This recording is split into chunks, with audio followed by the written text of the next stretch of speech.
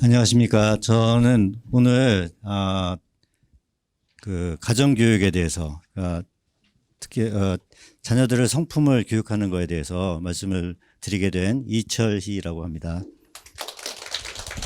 네, 소개해 주신 대로 저희 GHSA 시작할 때부터 저희 같이 홈스쿨을 시작했었고요. 잠깐 저희 외국에 나가 있는 관계로 또 떠나 있다가 또 다른 이유로 떠나 있다가 다시 돌아온 지 얼마 안 됐습니다. 그래서 저희가 자녀 교육에 대해서 말씀드릴 만한 어떤 자격이 있어서 이 자리에 선 거는 아니라고 생각을 하고요. 저희가 배웠던 것을 그대로 전해드리기 위해서 이 자리에 섰습니다. 예수님께서도 하나님께서 요한복음 15장에 보면 하나님께 들은 것을 다 전해주셨다고 했고, 바울도 자기가 계시로 받은 것을 전해준다고 이렇게 얘기를 했는데, 저는 이제 하나님한테 직접 들은 것을 전해드리는 게 아니라 하나님께 들은 분들로부터 전해드린 것을 다시 여러분들한테 전해드리기 위해서 이 자리에 섰습니다.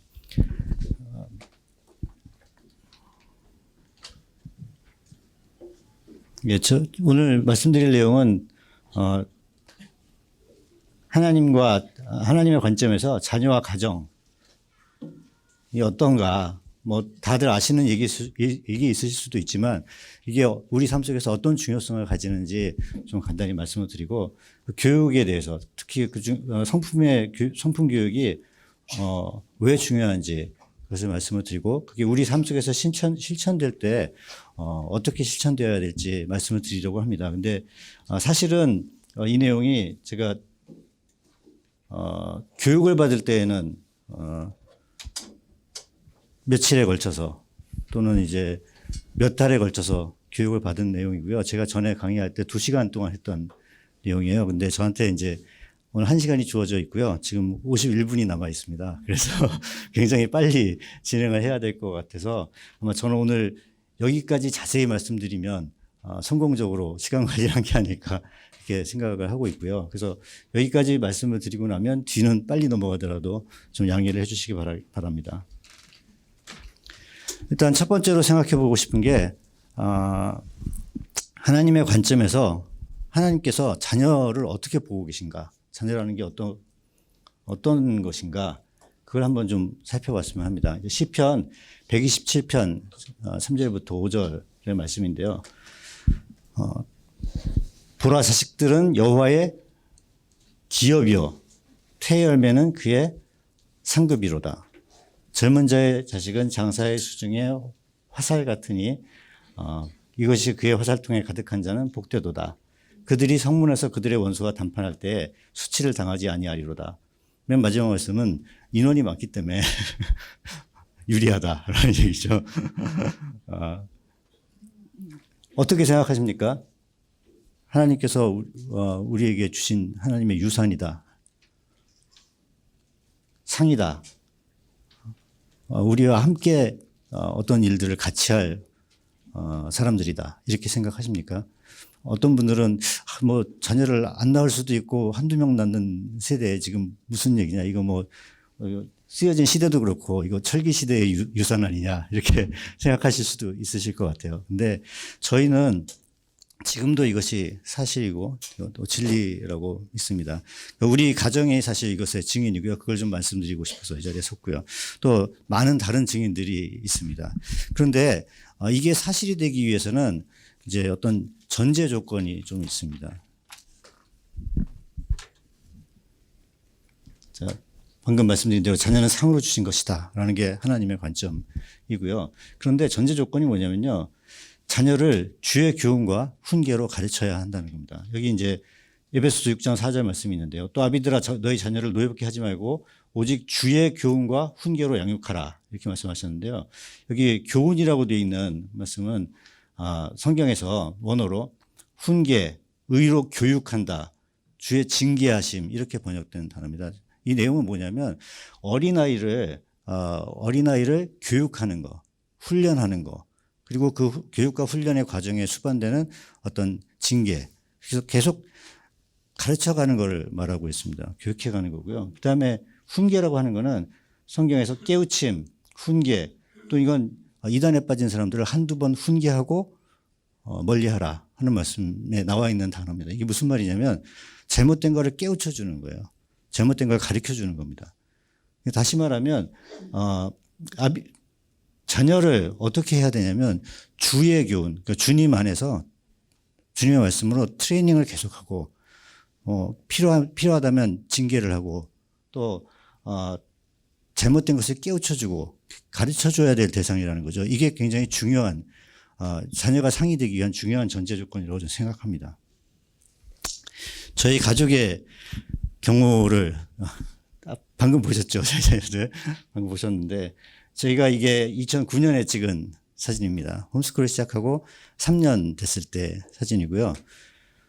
지금 작년에 찍은 사진입니다. 이제 요 사이에 2009년, 2017년이니까 8년 정도 시간이 흘렀고 지금 9년 시간이 흘렀고요. 홈스쿨 시작한 이후로는 한 12년 정도 저희가 지났습니다.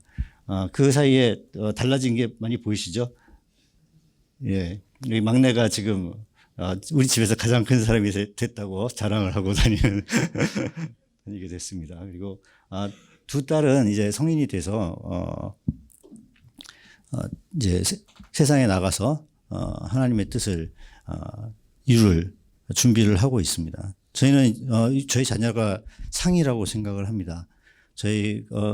저나 저희 아내나 저희 자녀들에 대해서 매우 기쁘게 생각을 하고 제일 감사하게 생각하는 것은 저희 자녀가 성인이 되었지만 부모와 이야기하고 싶어하고 또 의논하려고 하고 하는 어떤 그런 굉장히 특이한 자녀들이다. 라는 걸 굉장히 감사하게 생각합니다. 사실은 이게 특이한 게 아니고 매우 정상적인 자녀여야 합니다. 근데 그래서 저희는 여러분들의 자녀들이 여러분들에게 상이 되시기를 원합니다. 그리고 자녀와 하루 종일 함께 보내면 기쁘고 즐거우시기를 바랍니다. 그리고 저희 가족처럼 저 자녀를 제자로 삼고 친구로 삼으실 수 있게 되기를 바랍니다. 그래서 그 방법에 대해서 저희가 이제 배운 것을 이제 나눠 드리려고 하는데요. 이제 그러기 전에 자녀라고 하는 것은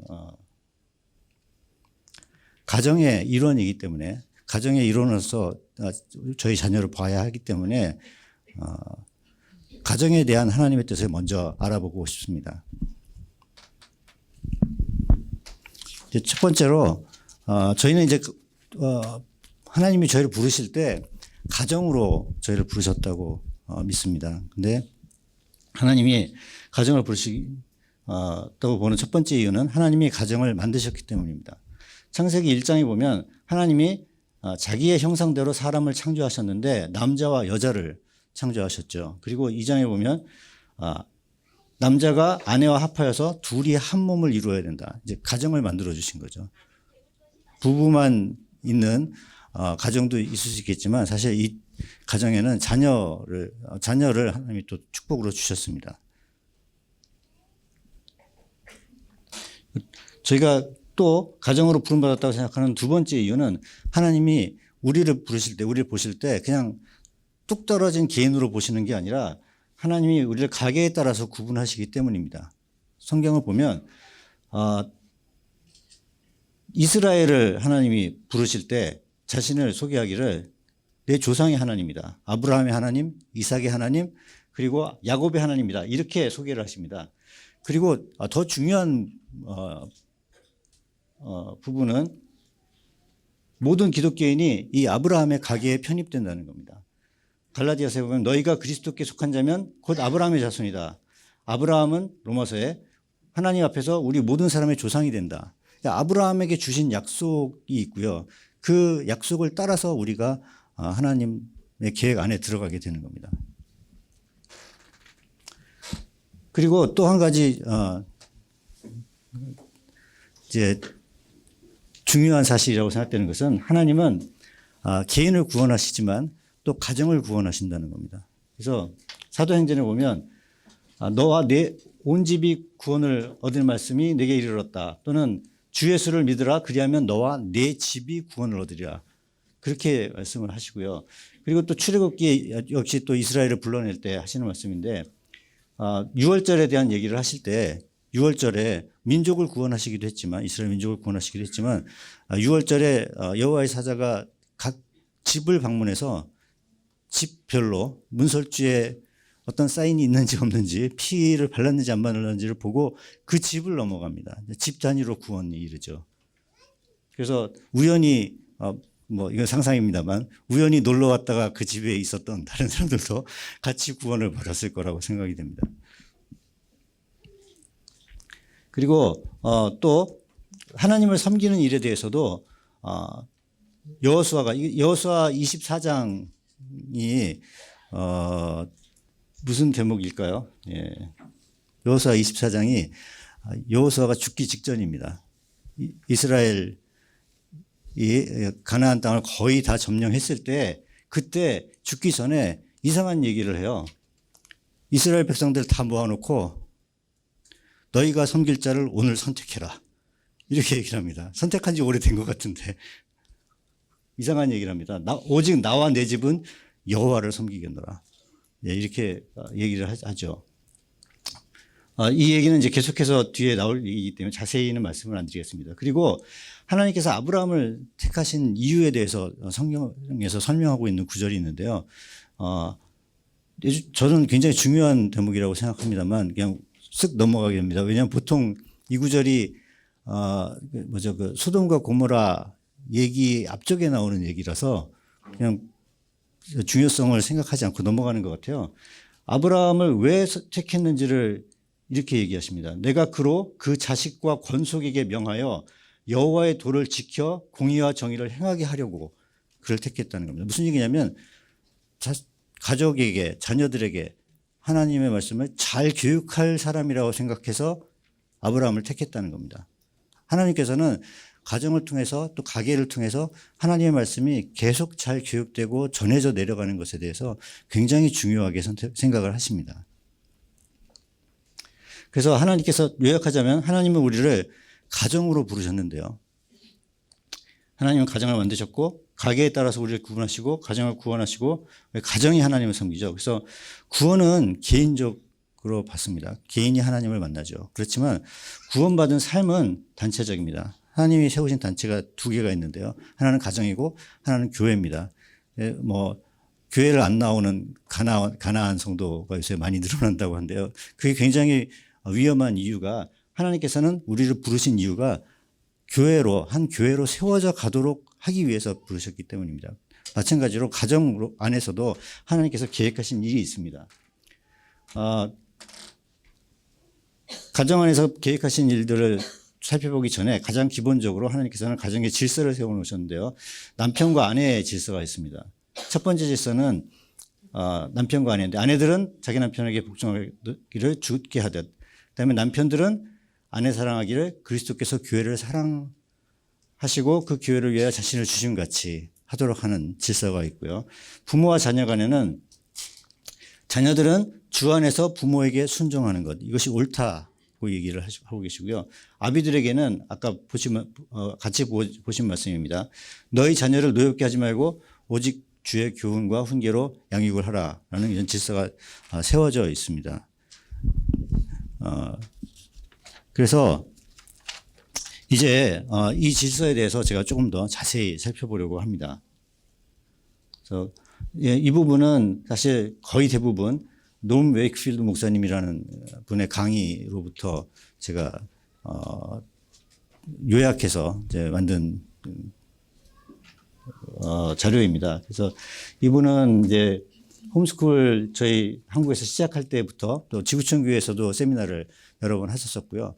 처음 시작할 때부터 최근까지 계속 한국 교회를 섬겨주고 계신 분이고 저희에게 저한테 특히 굉장히 많은 영감을 주셨습니다. 근데 혹시 인터넷이나 이런 데 찾아보시다 보면 이분은 텍사스에 있는 노엄 웨이크필드 목사님입니다. 네, 비슷한 연령대에 캘리포니아에 계신 노엄 웨이크필드 목사님이 또 있으셔서 여러 가지 해프닝이 많이 있었습니다. 미국에서나 한국에서나 혼동이 많이 있었다고 그럽니다. 근데 아무튼 이분의 강의 내용이고요. 첫 번째로 남편과 아내는 동일시된다라는 게 이분의 통찰력입니다. 창세기 말씀이 또 나오는데요. 이러므로 남자가 부모를 떠나 그 아내와 연합하여 둘이 한 몸을 이룰지로다. 이렇게 말씀하시고 이분의 통찰력은 남편은 아내를 드러낸다라는 겁니다.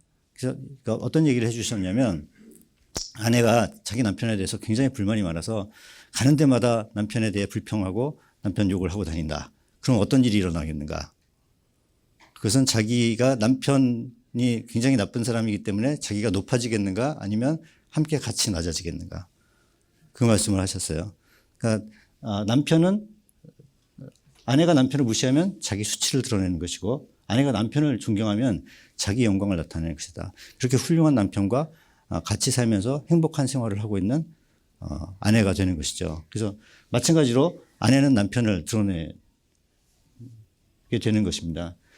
그리고 아내는 남편을 통해서 그리스도를 보게 됩니다. 이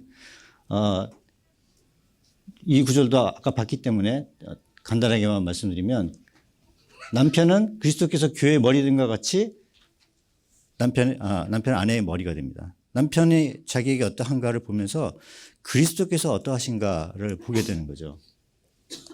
또 그리스도께서 교회를 사랑하시는 것 같이 자기를 사랑하는 것을 보면서 그리스도께서 어떠한 분이신가를 알게 되는 겁니다. 그리고 또 아들은 아버지를 통해서 하나님을 보게 됩니다. 왜냐하면 하나님께서 우리의 아버지가 되시고 우리가 하나님의 자녀가 되기 때문입니다. 여기에 대해서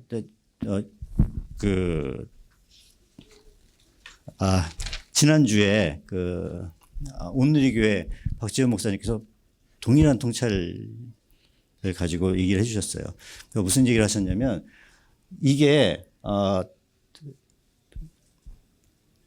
그리스도가 우리 가정 생활을 이해하는 키라서 이 얘기를 하고 있는 게 아니고 가정을 하나님을 이해할 수 있는 키로서 우리에게 주신 거라는 거죠. 가정을 이렇게 주시고 이 가정을 보고 하나님을 이해하라고 가정을 주셨다는 겁니다. 여기에는 안 나와 있지만 우리가 자녀를 키우게 되면 자녀를 우리가 자연스럽게 사랑하게 되고 자녀를 관심을 가지는 모습을 보고 하나님께서 우리를 어떻게 사랑하시는지를 이해하게 되는 거죠. 아니면 우리가 어떻게 하나님을 더 깊이 이해할 수 있겠습니까? 그래서 가정은 하나님을 알게 하는 창이고 남편이 됨으로써 부모가 됨으로써 하나님의 사랑을 우리가 경험할 수 있는 겁니다. 그리고 또 한 가지 좀 전에 보셨던 말씀이지만 아버지는 아들에게 하나님의 말씀을 가르쳐야 합니다. 아직 안 봤군요. 예, 죄송합니다. 사실 지금 이 말씀들이 계속 반복해서 나올 겁니다. 신명기 6장 6절부터 7절을 보면 오늘 내가 네게 명하는 이 말씀을 너는 마음에 새기고 제가 마음에 새겨야죠. 일단 그 다음에 내 자녀에게 부지런히 가르치며 부지런히 가르치라고 하셨습니다. 그냥 가르치는 게 아니라 부지런히. 언제 어떻게 부지런히 가르치냐? 집에 앉았을 때든지 길을 갈 때든지 누워 있을 때든지 일어날 때든지 이 말씀을 강론을 해야 됩니다. 강론한다는 말은 뭐냐면 읽어주라는 게 아니라 자세히 풀어서 알려줘야 됩니다. 그러려면 먼저 알아야죠. 알고 자세히 풀어서 가르쳐줄 의무가 있습니다. 그리고 남편 또는 아버지 같은 사람이죠. 남편과 아버지. 예. 남편과 아버지는 가정생활을 통해서 판단을 받습니다. 여기 보면 여기 세 가지 구절은 장로, 감독 또는 집사의 자격에 대한 이야기입니다. 이 자격에 대한 얘기를 보면 아내의 남편이어야 되고 자녀를 잘 키워야 됩니다. 여기 하나님의 남편, 자기 집을 잘 다스려서 자녀들로 잘 복종하게 해야 됩니다. 남편, 자녀. 이게 남편 또는 아버지가 판단을 받는 기준입니다. 교회에서 일을 하려면 좋은 남편, 좋은 아버지가 되셔야 합니다. 그게 성경적입니다. 그리고 아버지와 자녀는 서로에게 마음이 향해 있어야 합니다. 마음이 향해 있다는 거가 굉장히 중요하다고 생각합니다. 이제 요즘에 중고등학생이 되면 마음이 어디로 가 있죠? 부모에게 마음이 가 있나요, 보통? 게임이라고 얘기하시는 분 있었던 것 같고요. 게임에 많이 가 있죠. 예. 저희 자녀들도 그런 문제들을 겪어왔는데, 게임, 그 다음에 친구, 예. 게임, 친구, 그 다음에, 자기가 알지 못하는 경험해보지 못한 세상. 거기로 마음이 많이 가 있습니다. 그런데 성경에는 뭐라고 말씀하셨냐면 이게 말라기죠. 구약의 마지막 책입니다. 구약의 마지막 책에 선지 엘리야를 보내주겠다고 하셨는데요. 이 엘리야가 왔습니다. 왔는데 이 엘리야가 오면 그가 아비의 마음을 자녀에게로 돌이키는 일을 한다고 합니다. 그리고 자녀들의 마음은 그들의 아비에게로 돌이키는 일을 할 겁니다. 여기 한글 성경 번역이 참 신기하게 되어 있는데요. 이게 다 복수예요. 아비들의 마음을 자녀들에게로 돌이키게 하고 자녀들의 마음을 그들의 아비들에게로 돌이키게 한다는 겁니다. 그러니까 각 자녀들은 자기 아버지한테, 각각의 아버지는 자기 자녀에게 그 마음을 두어야 합니다. 그렇게 하지 않으면 어떻게 하게 되냐면요. 이 말이 사실은 선뜻 이해가 처음에 안 됐어요. 저도. 그렇게 안 하면 저주로 그 땅을 치실 겁니다. 그렇게 안 되면. 왜 하나님이 이런 얘기를 하시죠? 이 하나님의 계획 속에 가정의 회복이 우리가 생각하는 것보다 훨씬 더 중요하다는 것을 암시를 하고 있습니다. 그래서 가정이 가장 집중해야 될 일은 뭐냐면 가르쳐 지키게 하고 대를 이어서 전승하는 겁니다. 대대로 가르치는 거. 그래서 신명기 제6장은 쉐마라고 많이들 알고 계시죠. 유대인들을 굉장히 중요하게 생각하는 구절이죠. 쉐마라는 이름은 여기 들으라에서 나온 겁니다. 쇼마 이스라엘, 이스라엘아 들으라 라는 데서 나온 건데요. 들어야 됩니다. 들어라. 잘 들어보십시오. 뭐냐면 여기는 이제 예수님께서도 말씀을 하셨기 때문에 율법의 요약으로 얘기하셨기 때문에 유명한 구절입니다.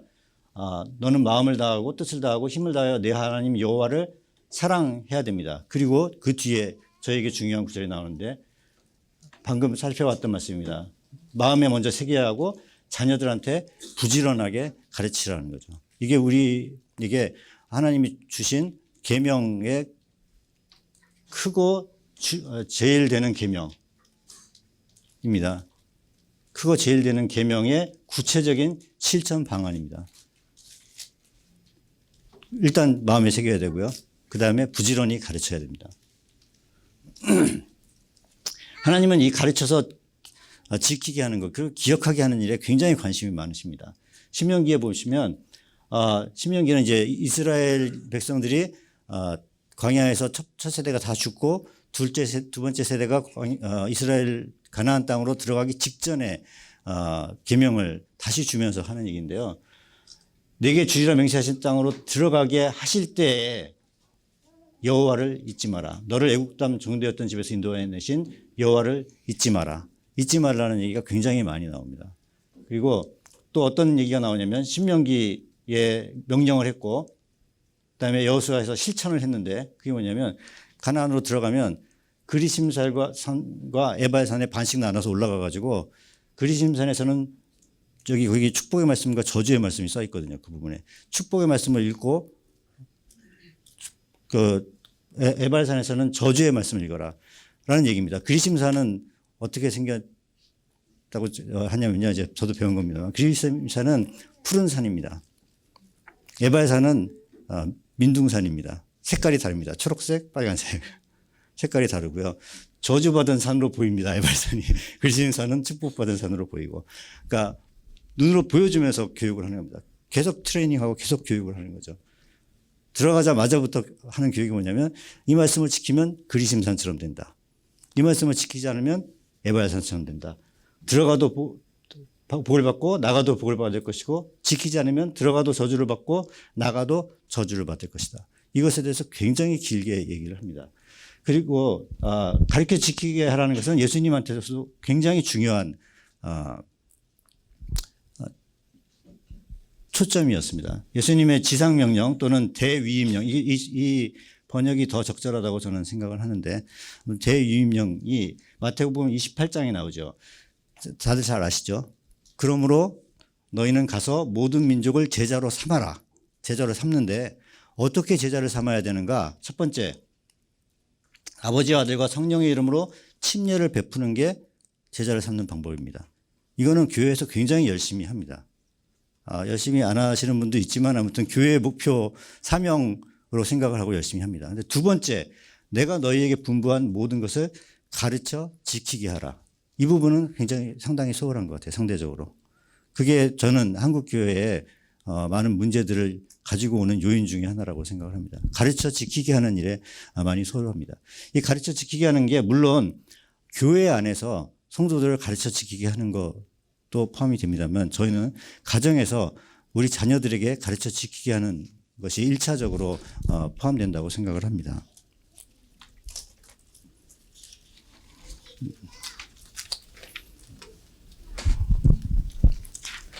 예. 그런데 이스라엘은 결과적으로 어떻게 되냐면 실패를 했습니다.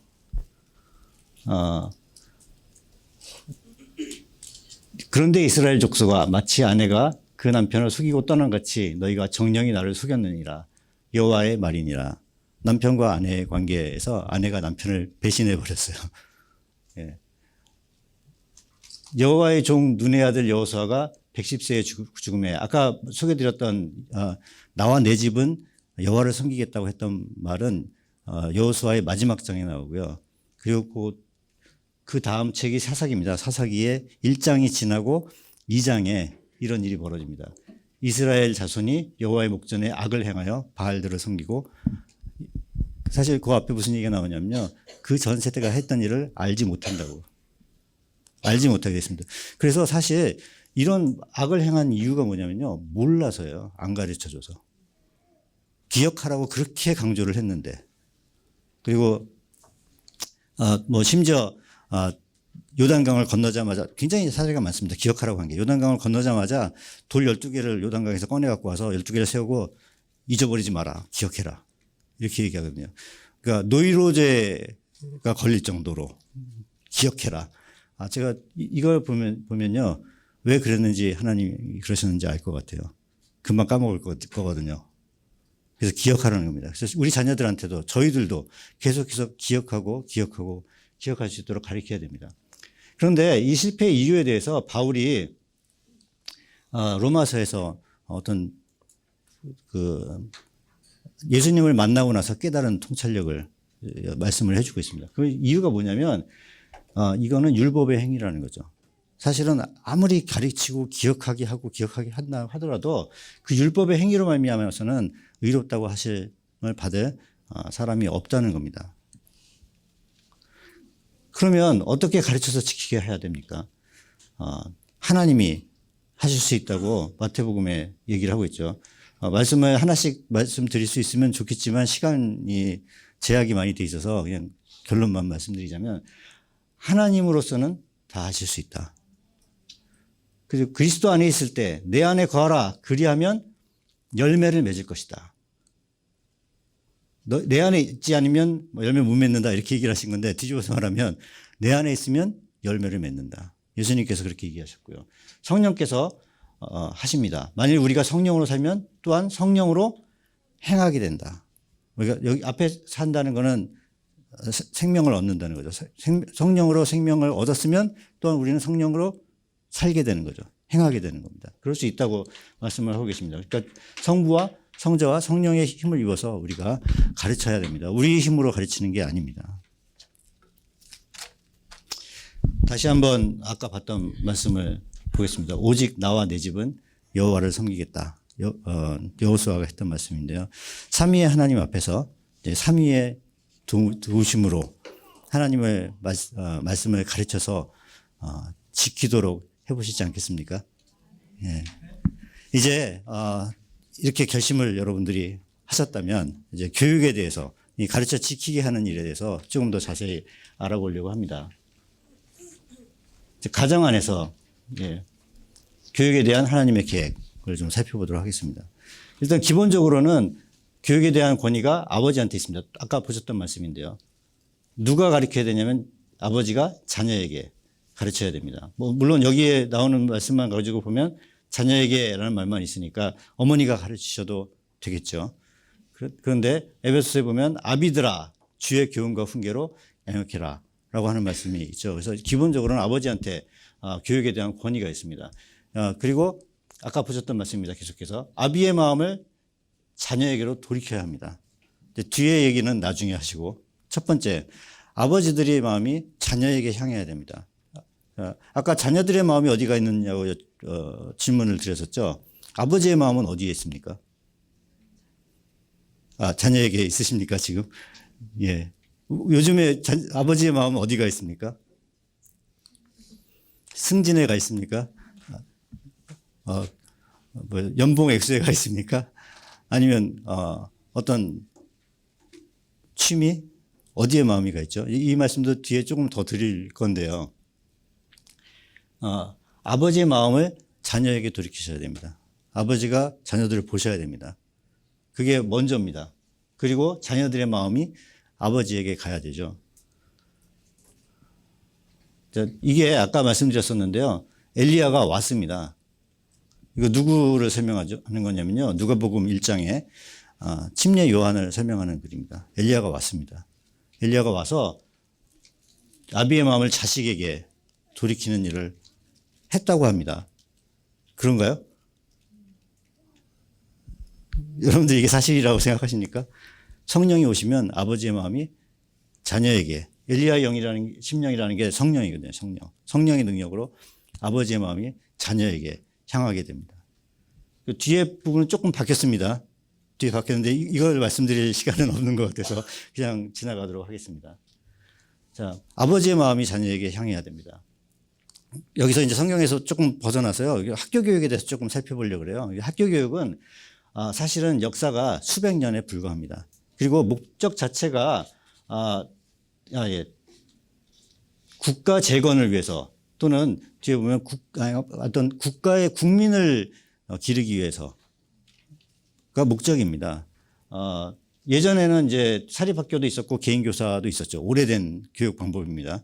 이런 것들은 사실 모든 사람을 위한 교육 방법이 아니었습니다. 돈이 있는 사람들을 위한 교육 방법이죠. 또는 뭔가를 가지고 있는 사람들을 위한 교육 방법이었는데, 의무교육은 여기 쭉 써 있지만 주일학교를 포함해서 시작된 지가 얼마 안 됐습니다. 주일학교는 초기에는 부모와 함께 교회에 올 수 없는 아이들이 가는 데였습니다. 지금은 이제 다 주일학교로 가야만 하죠. 주일학교로 안 가면 안 됩니다. 저희도 그래서 저희 자녀를 주일학교에 보내고 있습니다. 교회의 방침에 순응하기 위해서. 근데 이게 저희는 꼭 좋은 방법이라고 생각하지는 않습니다. 국가가 학교를 요구하는 이유는요, 사회에 순응하는 국민을 양성하고 교육받지 못한 사람들이 국가에 짐이 되지 않도록 하는 게 굉장히 큰 목표입니다. 물론 국민교육 현장에 그렇게 써 있지는 않지만 그게 굉장히 중요한 목표고요. 부모가 학교에, 그다음에 주일학교에 자녀들을 보냈던 이유는 교육과 신앙교육의 부담으로부터 해방되고 싶은 겁니다. 사실은 하나님께서는 그렇게 계획하시지 않았습니다. 이 학교나 주일학교가 부모가 제공하는 것보다 더 좋은 교육을 제공할 수가 없습니다. 없는데 그렇다고 생각을 합니다. 내가 가르치는 것보다 애들이 학교에서 더 많이 배운다고 얘기를 하십니다. 제가 홈스쿨 관련해서 얘기를 하다 보면 그렇게 얘기를 하시죠. 그다음에 사회 적응에 필요한 기술들을 배우려면 학교에 가야 된다고 생각합니다. 지금 뒤에 저희 안에 한은경 집사가 얘기를 하겠지만 꼭 그렇지 않습니다. 그런 측면이 있는 부분도 있지만, 교육은 이런 오해들이 생기는 이유는 뭐냐면 교육의 목표가 흐려져 있기 때문입니다. 교육의 목표는 뭐냐면 거룩한 사람을 만드는 겁니다. 교육은 하나님의 성품과 하나님의 명령 또는 계명을 알고 따르게 하는 겁니다. 신명기 말씀은 이미 봤었고요. 에베소서 말씀도 이미 봤었습니다. 잘못된 목표는 뭐냐면 이런 겁니다. 똑똑한 사람이 되라. 굉장히 공부 잘하는 자녀인 것을 다들 자랑스러워 하시죠. 그죠?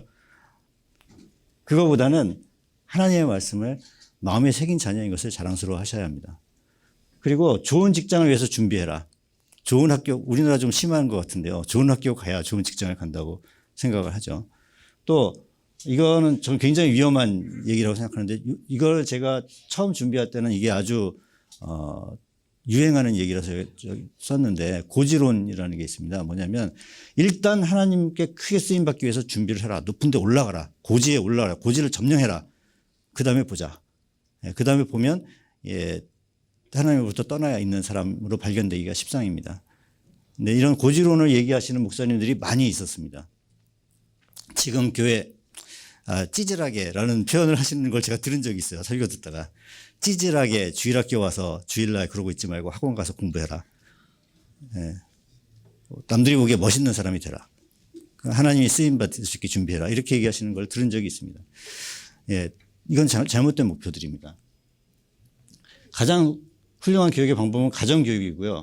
왜냐하면 교육은 관계 속에서 일어나게 되기 때문입니다. 특히 모범이 중요한데요. 부모의 모범을 보고 자녀가 얼마나 그대로 닮는지 좋은 것뿐 아니라 나쁜 것까지 굉장히 무섭습니다.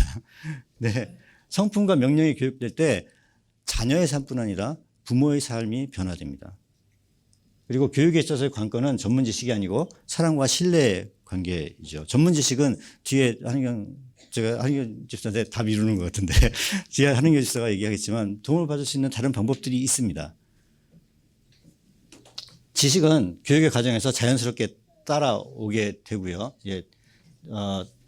훌륭한 기독교 대안학교를 보내는 걸로 이걸 대체할 수는 없습니다. 왜 그러냐면 훌륭한 기독교 대안학교에서도 가정에서 부모와의 관계를 통해서 배우게 돼 있는 부분을 배울 수는 없습니다.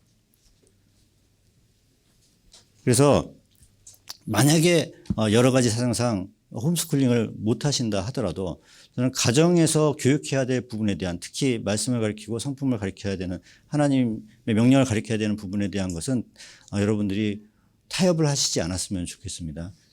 그리고 홈스쿨링은 사실은 그런 교육을 제공할 수 있는 가장 중요한 가장 훌륭한 교육 방법입니다. 그래서 저희가 홈스쿨링을 선택하고 지금까지 계속 해오고 있는 거고요. 성품 얘기를까지 다 하고 끝나면 제가 성공이라고 말씀을 드렸는데 이제 성품 얘기로 드디어 들어왔습니다. 좀 안도가 됩니다. 자, 성품을 저희가 교육을 많이 하는데요. 왜 성품을 교육하는지 그 얘기를 좀 해드리려고 해요. 첫 번째로 성품은 하나님과 예수님을 드러내기 때문에 저희가 성품을 교육을 합니다. 성품이라는 게 영어로 캐릭터죠. 캐릭터라는 말은 헬라어 카락테이라는 말에서 온 겁니다. 카락테이라는 말은 여기 나오는 히브리서 1장 3절에 예수님에 대해서 설명하는 건데요. 이는 하나님의 영광의 광채시요 그 본체의 형상이다 라고 할 때 그 본체의 형상이 한 단어입니다. 카락테이라는 한 단어로 설명이 되어 있습니다. 이것은 원래의 뜻은 뭐냐면 본체의 형상이라고 번역됐지만 새겨진 모양, 꼭 닮은 모양이라는 뜻입니다. 하나님의 어떤 새겨서 확 찍은 것 같은 그런 모양이라는 뜻이죠. 그런데 이게 이 뜻이 그런 뜻만 있는 게 아니고 이미 헬레니즘 시대, 그러니까 예수님 당시도 헬레니즘 시대죠. 그러니까 예수님 때에 알렉산더 대왕이 이미 죽었고 그 장군들이 셀루쿠스 왕조나 톨레미 왕조를 세워서 경쟁하고 있는 중에 그런 세계가 그런 때를 지나가고 있었거든요. 그 뒤에 또 로마가 일어나고 이런 때였기 때문에 이때 이미 이런 뜻이 있었습니다. 카락테이르에 특징 짓는 성질 또는 개별적인 특성, 이게 캐릭터죠. 이제 이런 뜻이 있었고요. 이게 성품입니다. 그리고 형상이라는 번역이 돼 있는 헬라어 단어가 카락테이라는 것만 있는 게 아니고 에이콘이라는 단어가 더 많이 사용됐습니다. 사실은 카락테이르는 한 번만 사용이 됐고요. 성경 전체에서. 나머지는 다 예수님에 대해 설명할 때 형상, 하나님의 형상, 에이콘이라고 설명합니다. 다시 말해서 이것은 이 하나님의 모습을 예수님이 가지고 계신 거죠. 그런데 우리가 하나님의 형상대로 창조되었다고 말할 때 그 형상이 여기 창세기는 물론 히브리어가 원어입니다만 70인역이라고 하는 헬라어로 번역되어 있는데 보면 에이콘이라는 단어를 가지고 형상이라고 얘기합니다. 예수님이 하나님을 닮았다면 우리도 똑같이 하나님을 닮은 겁니다. 하나님을 그러면 닮았는데 뭐가 닮은 걸까요? 하나님의 이미지인데 우리가 무슨 이미지인가요? 사진은 아니고 무슨 이미지죠? 네. 몇 가지 이론이 있습니다. 몇 가지 이론이 있는데 그중에 제가 믿는 이론은 우리 하나님의 성품은 하나님이 어떠하신가를 닮아서 우리가 창조됐다는 겁니다. 그래서 하나님이 어떠하신가를 아는 게 중요하고 그것대로 우리가 자녀들을 훈련하고 가르치는 게 중요하다고 생각합니다. 성품과 행실은 성품은 또 행실이 따라오게 되어 있는데요. 성품과 행실은 하나님을 드러내게 됩니다. 마태복음에 보면 이같이 너희 빛을 사람 앞에 비치게 하여 저희로 너희 착한 행실을 보고 하늘에 계신 너희 아버지께 영광을 돌리게 하라. 이런 말씀이 있습니다.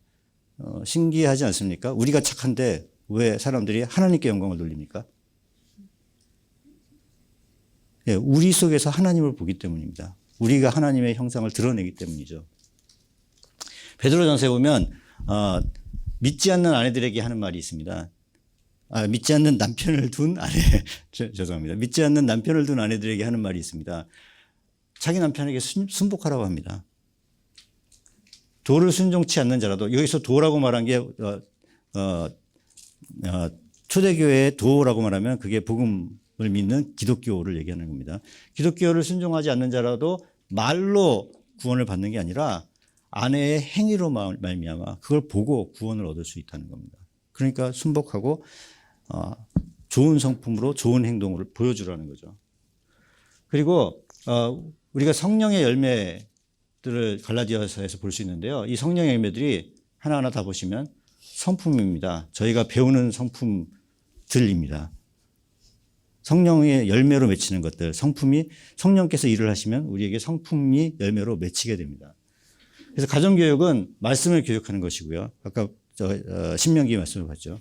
그리고 성품을 교육하는 것이고 그 성품을 좋은 성품을 갖고 있는데 행동으로 안 나오는 게 아니라 그것을 실천하도록 가르치는 것입니다. 그게 가정의 교육이고요. 또 거기에 부수적으로 학과교육, 특기교육, 또 가정에서의 생활교육 이런 것들이 있게 되는데요.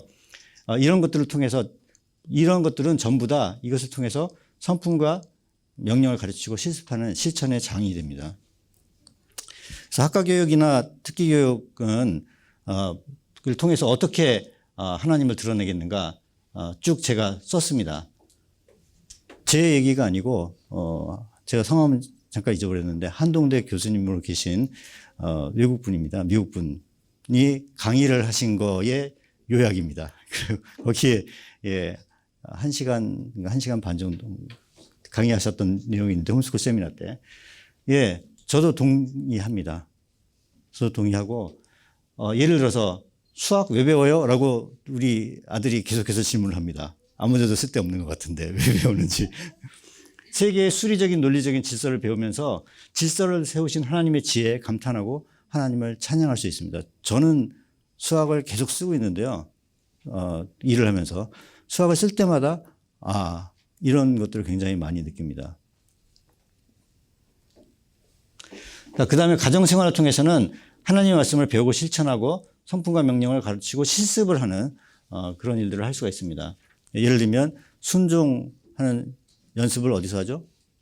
가정생활을 통해서. 엄마가 쓰레기 비우고 와라. 네 엄마하고 가는 것을 통해서 순종의 훈련을 하게 되죠. 그리고 명령이라고 하는 게 이제 사실 계명인데요. 영어로 커맨드먼트라고 된 거를 저희 책에서는 많이 명령이라고 번역을 했습니다만 사실은 계명하고 같은 단어입니다. 예수님께서 뭐라고 얘기하셨냐면 요한복음 13장 34절부터 35절에 새 계명을 너희한테 주겠다. 구약에 있는 그 계명이 아니고 새 계명을 주는데 그게 뭐냐면 서로 사랑하라. 내가 너희를 사랑한 것 같이 너희도 서로 사랑하라.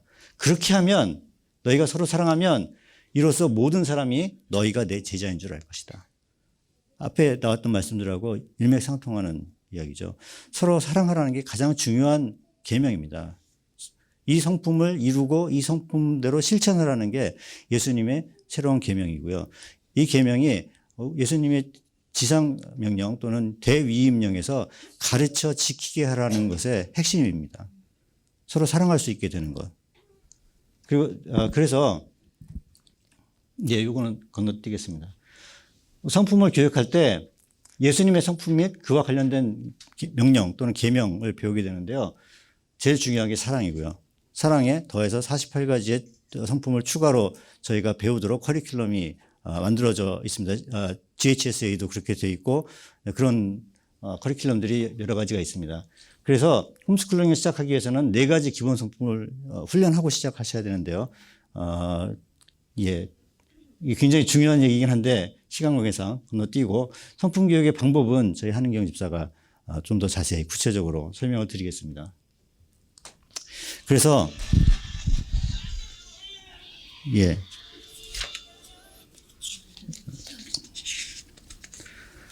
이것도 역시 정체성과 관련된 강의도 역시 노 웨이크필드 목사님의 강의인데요.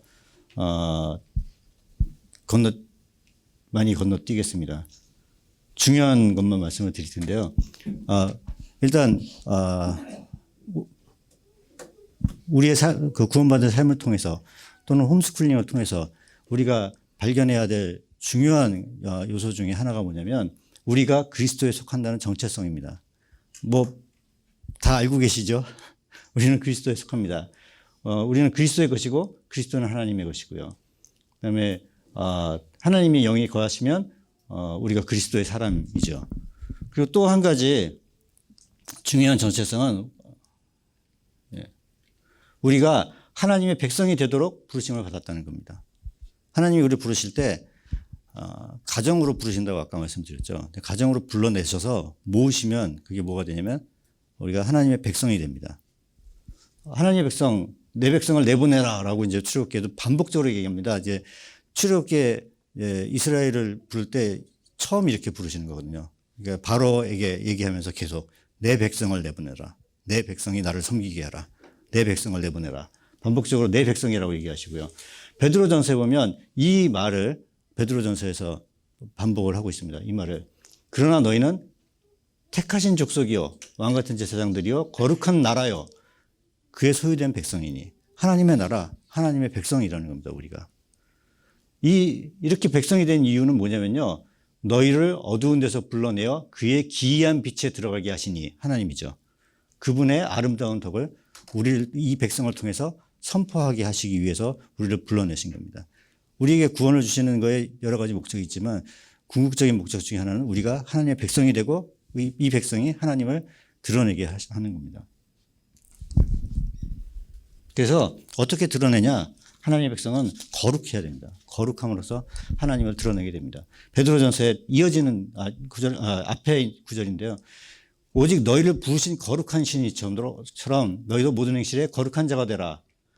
요 구절입니다. 이 구절. 내가 거룩하니 너희도 거룩할지어다. 이렇게 얘기를 하셨다고 하는데 어디에 있냐면 레위기에 있습니다.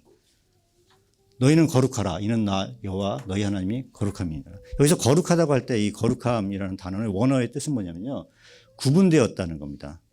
구분되었다. 분리되었다. 자, 뭐가 구분되어 있냐면요, 이 세대와 구분되어 있습니다. 우리가 드릴 영적인 예배가 있는데요. 우리를 하나님이 기뻐하시는 거룩한 산제물로 드려야 되는데 그게 뭐냐면 이 세대를 본받지 않는 겁니다. 마음을 새롭게 함으로 변화를 받아 하나님의 선하시고 기뻐하시고 온전하신 뜻이 무엇인지 분별하는 것입니다. 그리고 하나님 앞에서 정결하고 더러움이 없는 경건은 뭐냐면 세속에 물들지 아니하는 것입니다. 그래서 우리는 이 세대하고 구분이 돼야 됩니다. 근데 그러면 이 세대에 뭐하고 구분이 돼야 되나요? 이 세대가 가리키는 것들입니다. 이런 거를 이 세대가 가리킨다고 느끼시나요? 소비하라. 좋은 물건이 너를 훌륭하게 만든다. 스마트폰 나오면 바꿔줘야죠. 안 바꿔주면 시대에 지쳐지거나 뭔가 가치가 떨어지는 사람인 것 같이 느껴지도록 광고를 합니다. 인생을 즐겨라. 레크레이션 굉장히 중요하고 휴식이 굉장히 중요하죠. 노후를 대비해서 재물을 쌓아놓으라. 개인의 삶이 우선이다. 권위를 무시해라. 그런데 성경은 사실은 물론 인생 즐길 수 있습니다. 여행 다니실 수 있습니다. 저희도 많이 다닙니다. 좋아합니다. 그런데 이것을 목표로 해서 살 수는 없습니다. 성경은 이런 말들을 하고 있지 않습니다. 다른 이야기들을 하고 계시죠. 그래서 이런 성경에서 가리키는 걸로 돌아가기 위해서 우리는 여러 가지 성품들을 가르치고 배워야 됩니다. 예를 들어 한 가지만 말씀드리자면 인생을 즐기라고 하는 데 있어서는 진정한 기쁨이 어디서 나오는지에 대해서 성경에서 예수님이 기쁨을 뭐라고 얘기하고 계시는지를 알고 올바르게 인생을 즐기는 방법들을 이해할 수 있게 됩니다. 한 가지만 말씀을 드렸습니다. 그래서 여기는 다 지나가도록 하겠습니다. 마지막으로 이 말씀을 드리고 이제 끝을 내려고 합니다. 예.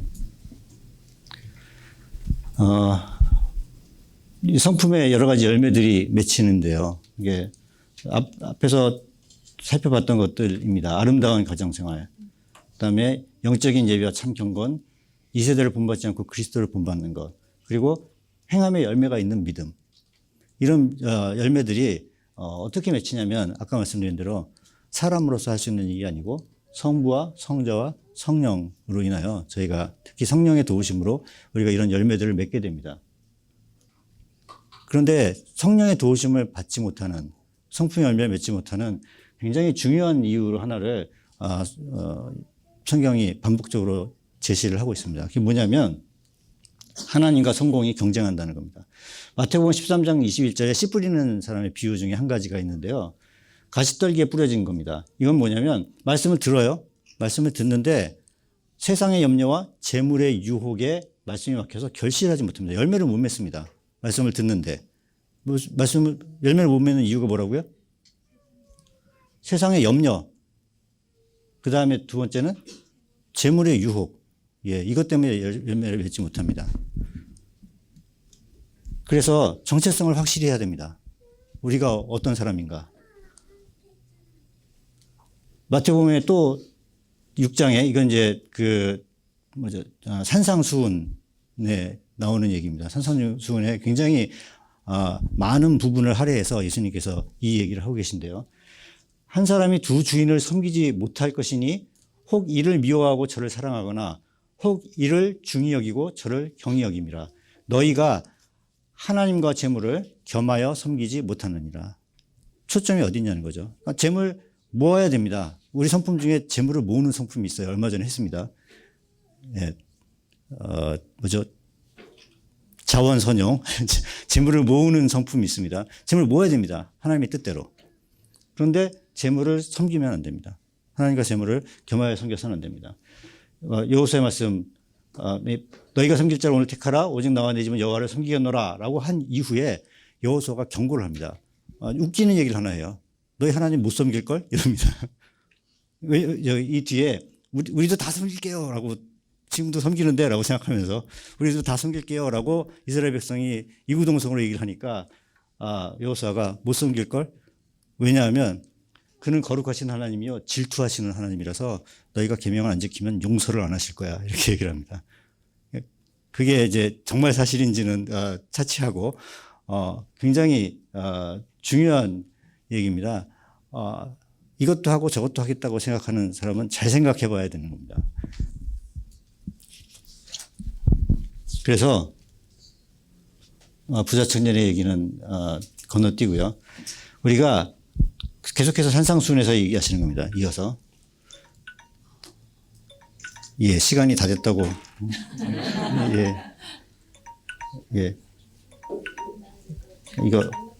예. 시간이 다 됐습니다. 그래서 너희는 먼저 그의 나라와 그의 일을 구하라. 이것이 가장 중요한 말씀입니다. 하나님에게 우선순위를 두어야 한다. 이것은 어떤 중요성을 가지냐면요. 저희 경험에서 드리는 말씀이고 저희가 교육받을 때 경고를 들었던 말씀입니다. 그거를 한 가지 말씀드리고 마치겠습니다. 가정교육에 있어서는 두 마음을 품으면 성공하지 못한다고 경고를 받았고요. 저희가 그런 사례를 많이 봤습니다. 홈스쿨로 성품 잘 가르치고 신앙 좋은 애를 만들면서 성공시켜야지. 공부도 잘하게 만들어야지. 그렇게 하면서 돈도 많이 벌 수 있는 직업을 갖도록 갖춰줘야지. 두 마음을 품으면 안 되고요. 한 가지 마음을 품으면 예수님께서 뭐라고 그러셨냐면 이 모든 것을 너희에게 더하시겠다고 말씀을 하셨습니다. 그래서 요약을 하고 말씀을 마치고 싶은데요. 자녀는 하나님의 선물이고 자녀를 가정의 질서 안에서 주의 교훈과 훈계로 양육하셔야 되고 거룩하게 하는 것을 교육의 목표로 하고 명확한 우선순위를 가지고 가정 교육을 하셔서 저희 가정이 누리고 있는 것 그리고 많은 홈스쿨 가정들이 누렸던 것 같은 축복을 여러분들도 같이 누리시게 되기를 기도합니다. 네, 감사합니다. 네, 네.